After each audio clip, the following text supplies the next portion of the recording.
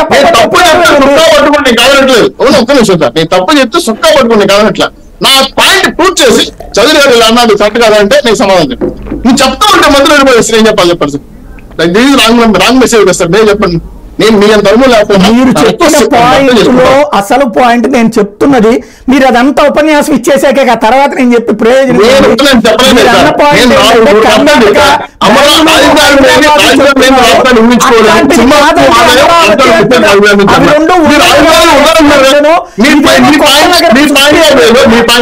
అంటే మీ పాయింట్ మీ పార్టీ సంబంధం కాబట్టి మీ పాయింట్ ఆఫ్ వ్యూలో రాజధాని అవసరం లేదు, రాజధానితో పనే లేదు ఎక్స్పాన్షన్ అంటున్నా నేను. మీరేమో రాజధాని అవసరం లేదు అంటున్నారు.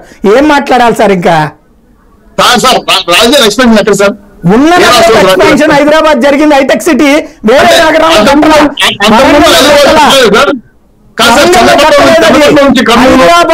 పెట్టారు. చంద్రపల్లి నుంచి కర్నూలు, గుంటూరు, హైదరాబాద్ ఇలా వచ్చింది కదా. లేక ఎందుకని? అట్లాంటి నగరం లేదని, హైదరాబాద్ నగరం లేదని. మరి ఇప్పుడు విశాఖపట్నం ఎప్పుడో డెవలప్ అయింది కదా, వాళ్ళు అవుతున్నారు. దాన్ని విశాఖపట్నం ప్రజలు అవుతున్నారు.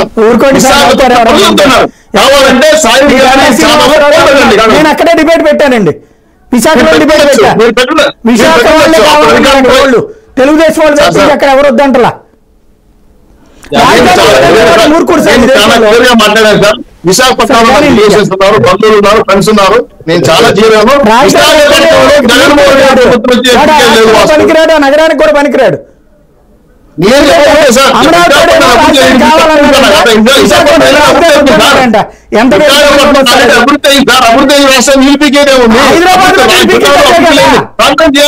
హైదరాబాద్ లో విశాఖపట్నం చెప్పండి సార్ మరి మొన్నటి దాకా ఉమ్మడి రాష్ట్రం డైగ్రామికల్ సిస్టమ్ వేరు.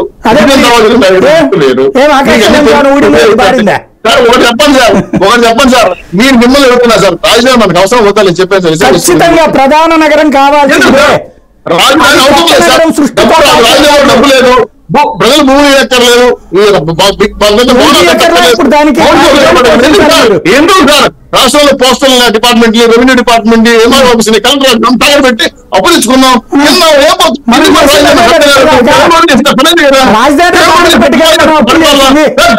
ప్రమాణం పత్రాలు చేస్తారు సార్. మన రాష్ట్రం తాగండి చెప్పు ముట్టా అని తాగబెట్టేసి బిర్యానీ పెడుతున్నాడు.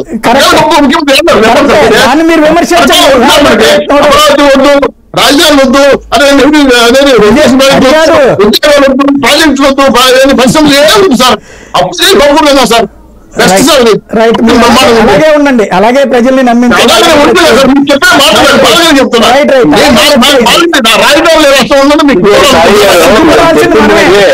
విశాఖ మీరే చెప్తున్నారు అక్కడ. మళ్ళీ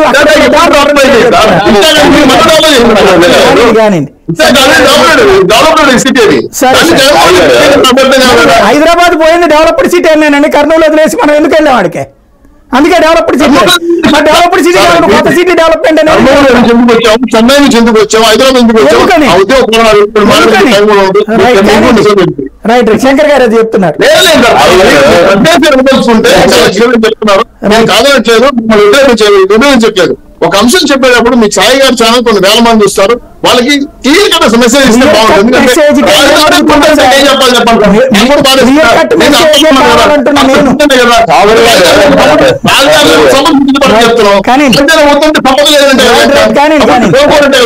అమరావతిని కోరుకుంటే సంపద ఎక్కడి నుంచి వస్తుందంటే కానీ శంకర్ గారు అమరావతి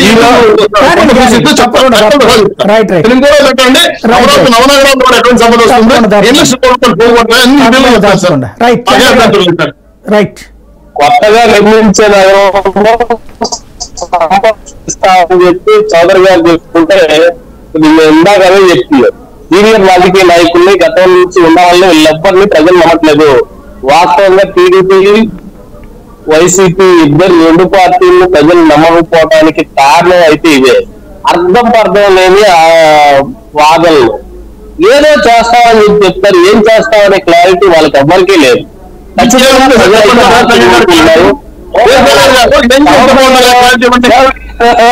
పార్టీ అని చెప్తుంది చెప్పండి.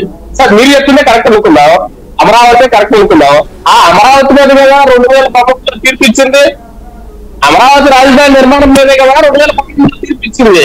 ఆ తీర్పు మీరు కోరుకుంటారా? నాకు తెలిసి ఆ తీర్పే కోరుకుంటున్నారా అన్నాను నేను.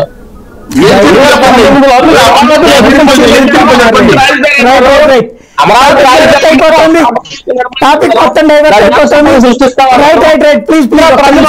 వద్దని చెప్పి పక్కన పెట్టారు. అదే పట్టుకొని ఆడుతున్నారు.